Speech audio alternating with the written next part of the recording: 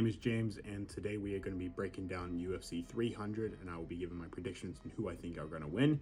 We will be breaking down the early prelims, and the main card. Let's get into it. First up at UFC 300, we have Deiveson Figueiredo for his second appearance now in the bantamweight division. He's taken on former champion Cody Garbrandt. The pick here is Figueiredo. I'm definitely not a 3-1 confidence level into him. I think this is going to be a lot closer than people think.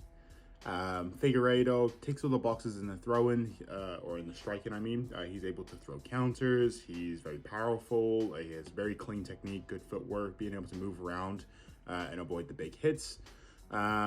His kind of shining moments are definitely on the ground with his BJJ skills. He has very impressive takedowns and kind of can hold you there because he can use his physical strength. In his debut, going into it, the cardio for him was the kind of main concern because he's had issues with that in the past where he tends to gas. But he looked good, against Garbrandt. He lasted all 3 rounds, kept a high pace, almost put him out a few times. Overall, very solid performance, and I think he's going to have a very similar performance in this one, just very well-rounded, very technical, and able to land counters. He does fight pretty aggressive at times, which can lead him open for him getting countered as well, which, it could be a concern because Cody Garbrandt is very fast with striking. Yeah, very technical, same kind of stuff, very powerful as well. He has knockout power as shown in his last fight against Kelleher. The problem is with Cody is same kind of stuff. He gets very aggressive, lands the big combinations, get the opponent hurt, and then he goes in. And with that, Deiveson Figueiredo, if he can stay composed and not get hurt too much, he can land the counter. And, Cody's chin sometimes can go. So the pick is Figgy, just because I feel more confident and a little bit more consistency on his end of things, where, I can trust his chin. And I know he can able to get takedowns, where Cody does have good takedown defense and obviously good scramble skills if it does get there. But I don't think it's going to be enough to kind of out-handle the Figueiredo side of things. So the pick is Figgy, not a 3-1 confidence level into it. I think that Cody will have moments, but I think overall Figueiredo will be able to land the counter and probably get it done within the second. Moving on, we have the battle of the veterans. We have Bobby Green, who's 37 years of age, a ton of experience, and we have Jim Miller, who's 40. Jim Miller has fought in UFC 100, 200, and now going to be 300. He's the only person on earth who can say that he has done that.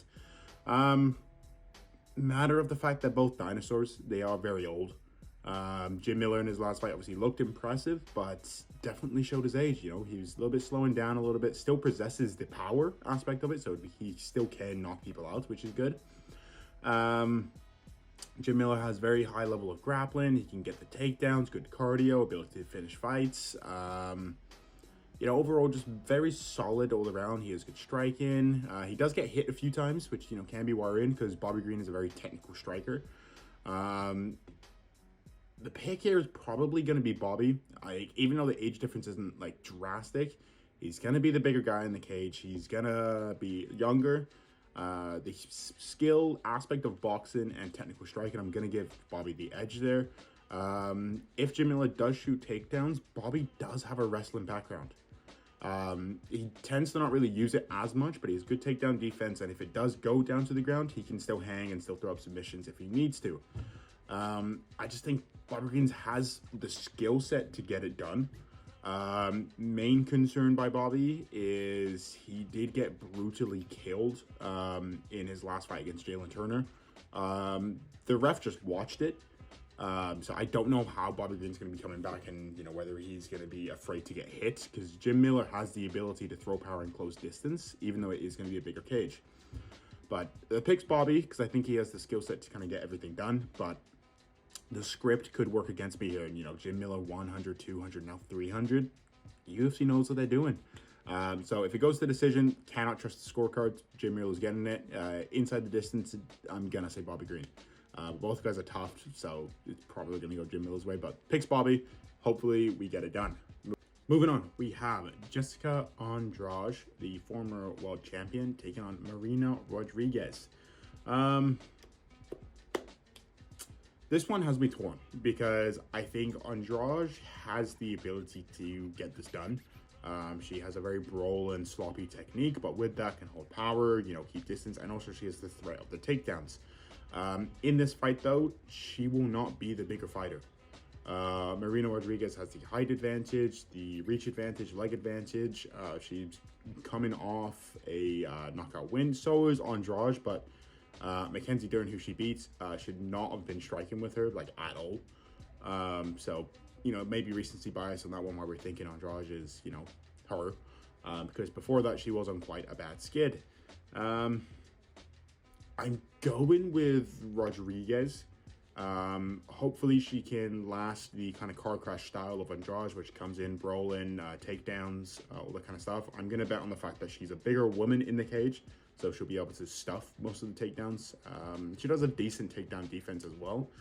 And striking, she is very technical. If you look at her stats, she's throwing a lot more than what she's getting hit by.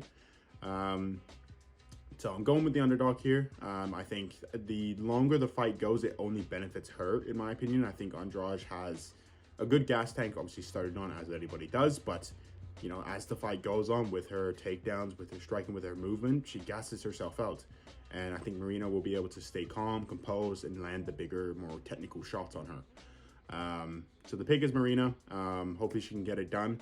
And I'm probably going to say decision. If it goes inside the distance, I'm still going to pick Marina for that one. So Marina to get it done, and moving on. Here we have Renato Moicano versus Jalen Turner. The pick is Turner. I think these odds are pretty fair. It is also not necessarily a short notice, but it is the latest fight to be added onto this card. So I'm going with Turner. Reason being, I think he's definitely a more technical and more powerful striker than Moicano. He has the ability to also keep range, good footwork, where even if he's in the clinch, he can still throw elbows, and kind of make his way out of it. First round or two, I think this is going to be able to get done for Turner. The problem is, though, is if Moicano does have a wrestling game plan with being able to take down Jalen Turner, which he does have good takedown defense, but if Moicano can, Turner makes a mistake, Moicano capitalize on it like he did against Drew Dober to get that late win in his fight for a decision. Moicano is very good on the ground. He's very impressive BJJ skills and can throw submissions. And I don't know how good Turner's game on the ground is, but I know on the feet he's going to be a lot better, and I'm sure he's very aware of it. So I'm sure his game plan is to keep the distance, kind of just strike, land the more powerful shots. He is coming off a knockout win against Bobby Green, as mentioned before, where he killed him.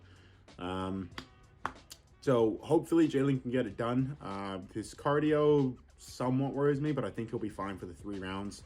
And hopefully he doesn't make a mistake, because Moicano will be able to capitalize on that. So I'm going Turner. I think it's going to be KO. I don't know when, but definitely a KO somewhere. And yeah, moving on.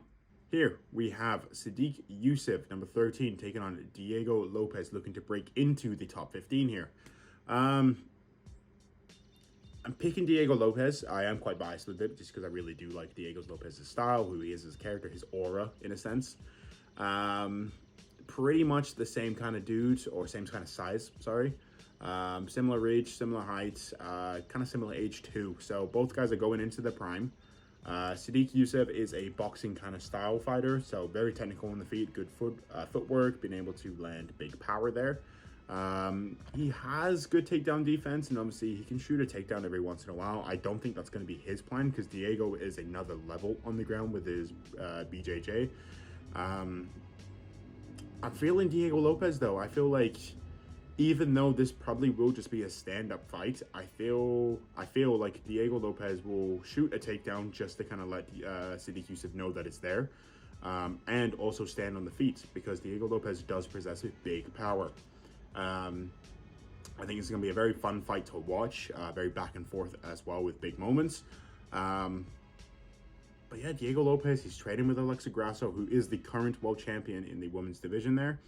Yeah, like he trains her. Like Diego Lopez is hip. Like he just has the momentum going in his favor. The crowd's liking him. The odds obviously close for a reason in this fight, because if it is just a stand-up fight, Sadiq, is very impressive on the feet, and that, can worry me. But I just think Diego Lopez has that aura, the dog in him, in a sense, to get it done. So very biased. So take this in what you want, but I think Diego is just the all-around better fighter in this.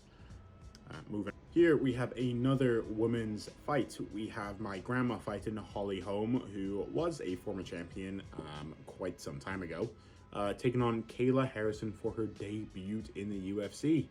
I feel like this one's pretty cut and dry. Kayla Harrison, she has 2 Olympic gold medals in judoka. She's younger. She has PFL experience where, she did look pretty good in PFL. Obviously had a few blunders here and there, but, overall, very solid fighter. She's younger. She, everywhere. I feel like she's just going to ragdoll Holly Holm. Holly Holm is a good striker.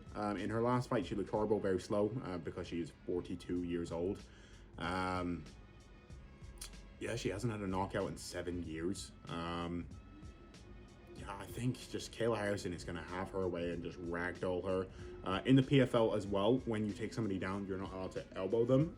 So I think on the ground here, it is going to be very nasty for the ground and pound. Kayla Harrison, look at her. She is massive. With being massive, though, she normally fights around the 150 to 170 range for the weight. This fight is at 135. So definitely a lot lower in the weight than what she's used to. So, we haven't really seen her fight at this yet, so I don't know how she is going to look. I'm just going to trust the process that UFC kind of knows what they're doing here with the weight cut. She's had plenty of time to prepare for the fight, so shouldn't worry me. I just hope the cardio can hold up, but I don't think it's going to be close. I think Holly Holm, it's just past her day. She's probably going to be angry about it, just because obviously she's 42. She was a former champion. Obviously, she still wants to fight, but Kayla Harrison, I think, is just going to be a different animal, especially being in the Olympics. Yeah, Kayla Harrison should win this. I think it's pretty cut and dry, but moving on. Coming up, we have Calvin Kattar, the return after a year or year and a half, I believe, away from the cage with a knee injury. He's taking on Aljamain Sterling, who is moving up in the weight classes here, so he's making his debut at featherweight. After somewhat of an early stoppage knockout against Sean O'Malley, where he lost his title. I'm going with Aljo. I think the odds are somewhat fair, if not maybe getting a little bit wide now, but Aljamain Sterling, he's going to be able to land takedowns, I believe, even though in his last 5 fights, I believe he shot 62 and only landed 12. He has determination. I think the takedowns will be there for him, and if he is on the ground, he can either hold them with the kind of a backpack style, or even throw up a submission.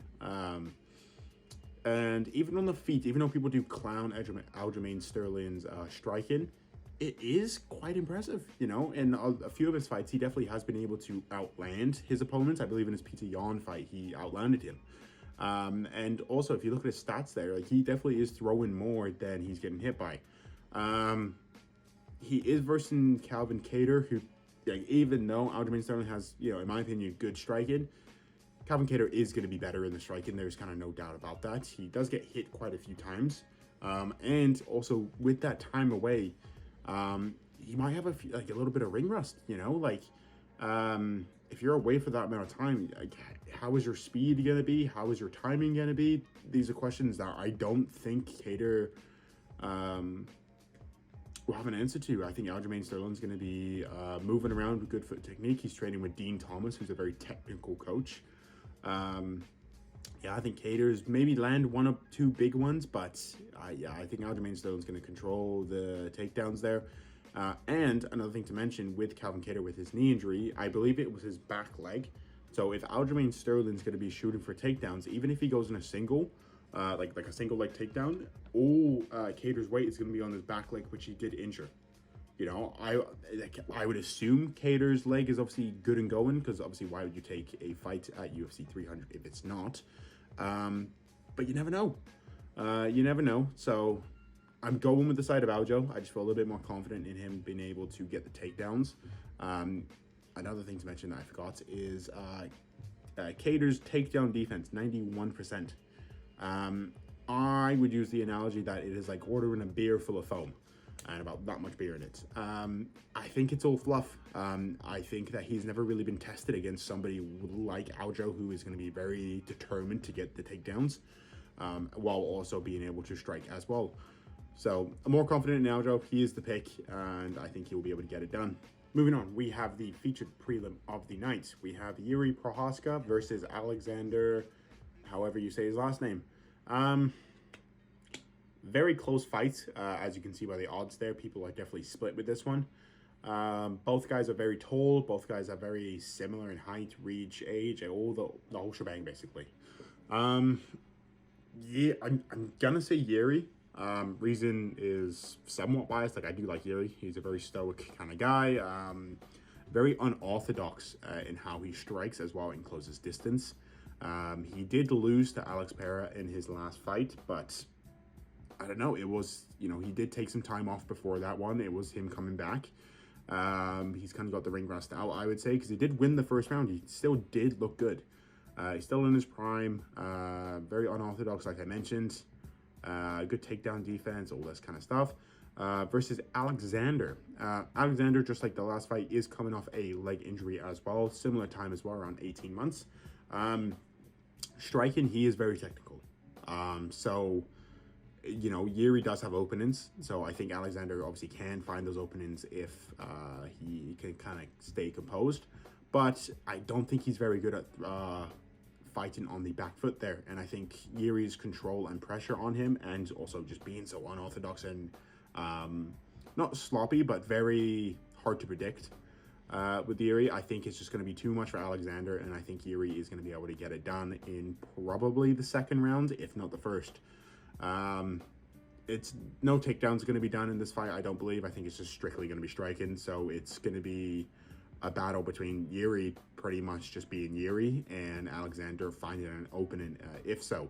But I'm going to say the ring rust is probably not going to be in Alexander's favor. I don't think the timing or the speed may be there.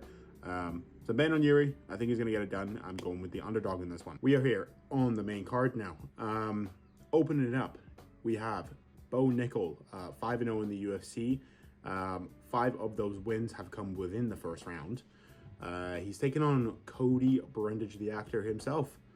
I really hate that this is on the main card.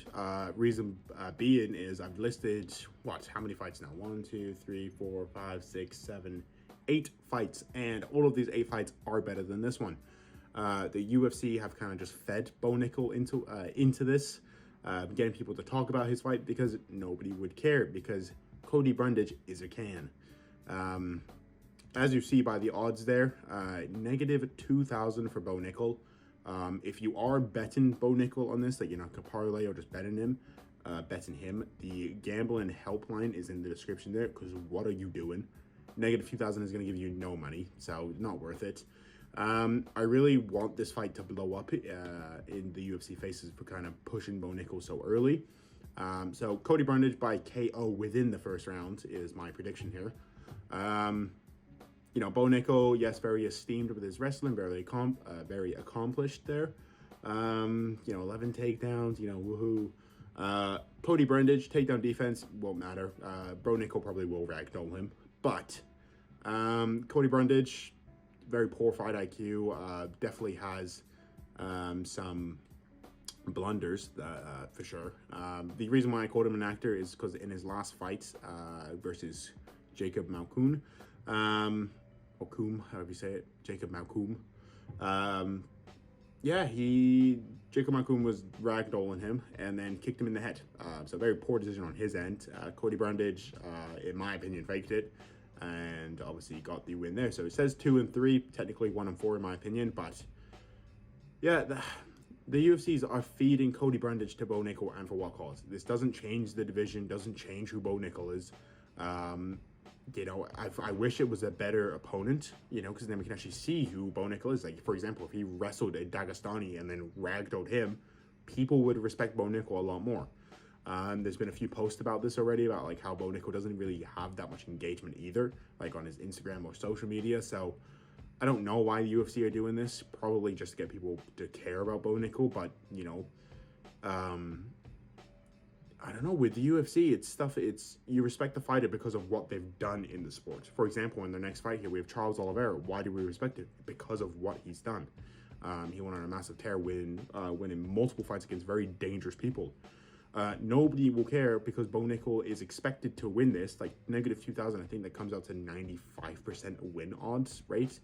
So I don't know. I'm going with Cody Brundage just for the upset. Why not? He's the one of the biggest underdogs that UFC has had. And yeah, Cody Brundage, KO, first round. Moving on. Here we have probably one of my favorite fights that we have. We have the champ himself, Charles Oliveira, or former champ, but the champ has a name. Taking on Arman Tsarukyan. The pick here is Oliveira. I think he definitely is an assassin and very deadly. You know, he's very, very impressive BJJ. Obviously, as soon as he's on the ground, he's going to be throwing up submissions left and right. Very also technical on the feet. He has good movement, being able to land big left hooks. That is one of his favorite shots. He is 34, you know, so coming to the end part of his career, but definitely still has it. He's been training for quite a while for this fight, which is good. He has the reach and height advantage in this, which is also very good. He's taking on Arman Tsarukyan, who definitely is a very solid up-and-comer. His knockout against Beneil Dariush was very impressive. The way he threw that knee and then the punch right after within a split second. Quite scary, for sure. I think these odds are fair. I think Arman definitely does have a very solid chance of winning. He has a very Dagestani kind of style with wrestling, so he kind of just take you down and hold you there. And the person that Charles Oliveira did lose to is that exact style in Islam Makhachev, who is the current champion. I'm still going with Oliveira, though. I think he is a better striker than Arman, and with the left hook, if he is able to wobble Arman Tsarukyan, Arman will have that natural instinct to go for a takedown, and when he goes for that takedown, Charles is going to know that and throw up a submission. So I just think Charles Oliveira is technically better on the ground. Hopefully he knows what kind of style that Arman is going to go for with the takedowns, and hopefully Charles has been training for that, which I'm sure he has, with that much experience that he has. Yeah, Charles is a dog. In all of his fights, he gets wobbled, at least in the first round, or gets dropped. But nobody follows him there because nobody follows him to the ground because everybody knows what he can do on the ground. So if Arman is that guy and he thinks that he can kind of wrestle with him on the ground, I don't think so. I think Charles is just going to be another level. And he's part of the old guard. I definitely think he still has it. So I'm going with Charles Oliveira. The champ has a name, and I think this will be a good win and definitely an upset. Moving on. For the BMF title, we have Justin Gaethje taking on Max Holloway. This is at 155, so Max Holloway is moving up. He's had some time off to kind of fill out into a 155 because obviously he is moving up in weight here. Both guys are very similar builds, similar age, similar kind of records, all that kind of stuff. The pick here is Max. He is the underdog. The line movement of Justin Gaethje, he was a negative 200 something at one point, but then that has come way down to negative 163. So there definitely is some money coming in on Max, and I think for good reason. This fight, I don't think there's going to be really any takedowns, if any. I think it is strictly going to be a striking matchup. On one side, you have Justin Gaethje, who is a very hard hitter. Technique so-so, you know, he has moments, but when he starts getting a little bit tired, kind of goes out the window and just tries to swing for the fences and hit big. But incredibly hard-hitting. There's several UFC fighters saying that obviously he's a very hard hitter and all that kind of stuff. He has good footwork, good movement. Cardio, somewhat, like it is good. He could definitely last all 3 rounds. Beyond the 3 rounds, though, we don't know. I think it is going to be, I don't know, in the 4th, maybe he might start gassing, or even in the 3rd, maybe. And then on the other side, we have Max Holloway, who, like I said, is moving up in weight. Not for the first time. He has fought Dustin Poirier at 155 before. Were a very close fight, but did lose, and he did look fat. This time he's moving up. he looks shredded. He looks good. I'll probably put up a picture on the screen here, just what he looks like, because he looks good. And on this side, not necessarily the hardest hitting, like obviously does possess knockout power as we saw against the Korean Zombie there, but obviously he kind of just threw himself at him. But Max is very technical. He has very good footwork, very high level of boxing. As you see by the striking stats there, 7.17 landed, and he only gets hit by 4.75. Max has a very solid chin still. Still pretty much in his prime of his career. And yeah, I just think the longer the fight goes, it only benefits Max. I think Gaethje is probably going to gas, and Max is going to be able to pick him apart. He's going to land in very high volume, I believe, and Justin Gaethje is going to hope to land that one big shot, but, you know, Max has been hit. Max has been hit before, and he still hasn't dropped. So I don't know whether Gaethje is that guy to do it. Either way, I do like both of these fighters. I'm just rooting for Max a little bit more, so I'm hoping that he does win with the underdog position there. Good value on him too. And another thing, how is Gaethje somehow still negative in his striking differential?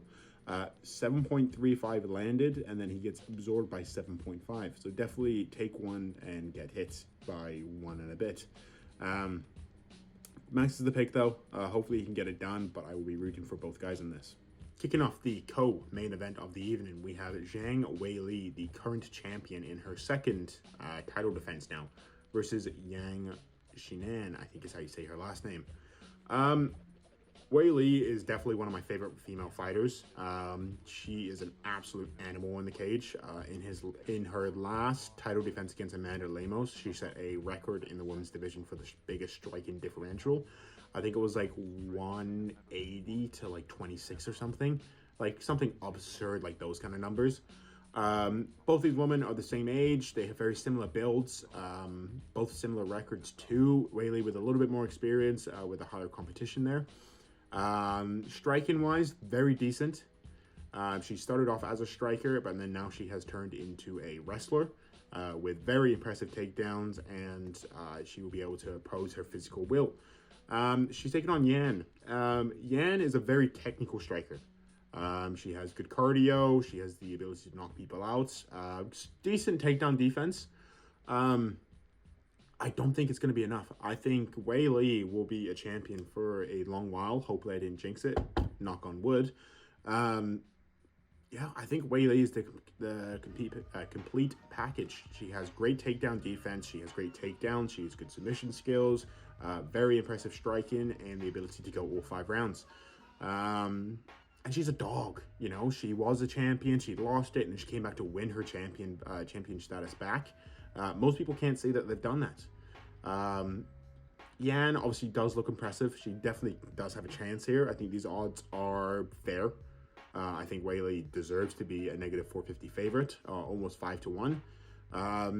Yan will probably have success on the feet, but I just think Weili is going to be a very smart and technical fighter in this, mixing up takedowns, mixing up striking, and I think it's going to be competitive, but it's probably going to side in the fight with Weili. Main event of the evening, we have Alex Pereira, the current champion, versus Jamal Hill, the former champion. The pick here is Alex. I think Poetang is going to be able to get it done by probably a left hook. Left or right, you know, mix it up. But definitely by a knockout in probably the third, I'm saying. Jamal is tough. He does obviously have good power. He definitely has no right to be striking with Alex. He does have a good 1-2, and Alex, sometimes can have very bad defense in his 1-2 defense.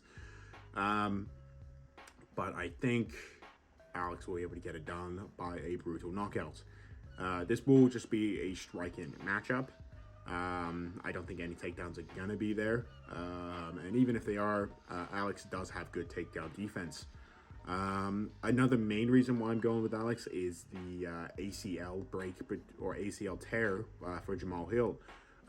He's only been out for 9 months. Most doctors recommend around 12 months out, if not longer. And an ACL tear is one of those tears or one of those injuries for athletes where if you tear that, you're just not the same. Especially with Alex Pereira's brutal leg kicks, I just don't think Jamal Hill is going to be able to hang with Pereira here. You know, and another thing, Jamal Hill also said that he wants to be back around the June time. So the UFC were kind of fumbling for a main event here because obviously they couldn't get McGregor, they couldn't get John Jones. So they kind of just slapped this one together, and Jamal Hill is obviously at most UFC events here, like watching for the fights. You know, they normally show him on camera. He did look a little bit chubby, and that was only a good few months ago. So I think Alex Pereira is very on top of things. He trains a lot. He's doing great right now with his social media. Yeah, I think Pereira is going to be not levels above Jamal. Jamal definitely will have success here, I think, with the 1-2s. But I think Alex Pereira will be able to find openings because Jamal Hill, as he throws in the 1-2, his hand does drop a little bit. And with that, Alex is a very good counter striker. So I'm going with Alex here. The current champ will stay a champ. Knock on wood. And should be a fun main event, though. I am actually pretty happy with how the whole card has turned out here. You know, a few mishaps and a few fights that I personally probably wouldn't put up on the card. But, yeah, overall, solid cards. I do wonder how the UFC is going to look for the next little bit here because, obviously, this card is so stacked with talent. Maybe we might be, for the next few cards, a little bit talent dry. But overall, let me know what you guys think in the comments down below. Obviously, like and subscribe if you enjoyed. And yeah, I'll see you guys in the next one.